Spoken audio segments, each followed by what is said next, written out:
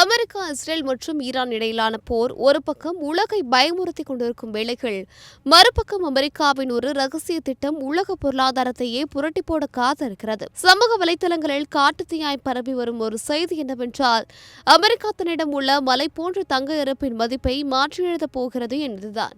இதைத்தான் ரீவாலுவேஷன் என்கிறார்கள். அதாவது அமெரிக்காவிடம் உலகிலேயே அதிகளவு தங்கம் சுமார் 261.5 மில்லியன் அவுன்ஸ் இருக்கிறது. ஆனால் இதில் ஒரு பெரிய ட்விஸ்ட் என்னவென்றால், அமெரிக்கா தனது கணக்கு புத்தகத்தில் இன்னும் 1973ஆம் ஆண்டின் விலையான $42 என்ற பழைய விலையிலேயே தங்கத்தை பதிவு செய்து வைத்துள்ளது.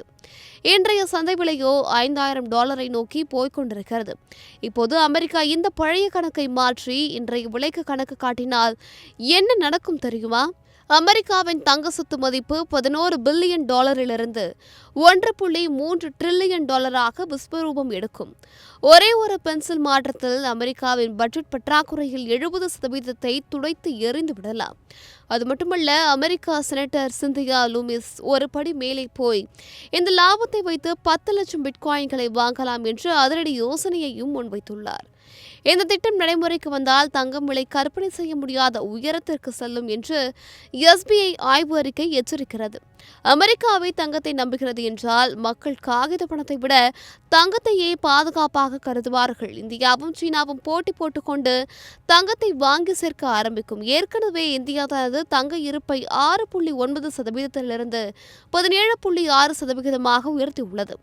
முதலீட்டாளர்கள் அனைவரும் பங்கு சந்தையை விட்டு தங்கத்தை நோக்கி தஞ்சமடைவார்கள். ஆனால் இதில் ஒரு பெரிய ஆபத்தும் ஒளிந்திருக்கிறது.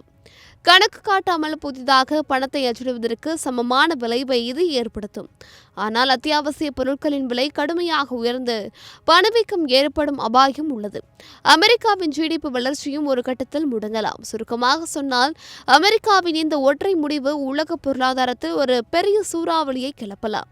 அது நடந்தால் தங்கம் என்பது வெறும் ஆபரணம் மட்டுமல்ல, அதுதான் உலகின் உண்மையான பவர் என்பதை உலகம் மீண்டும் உணரும்.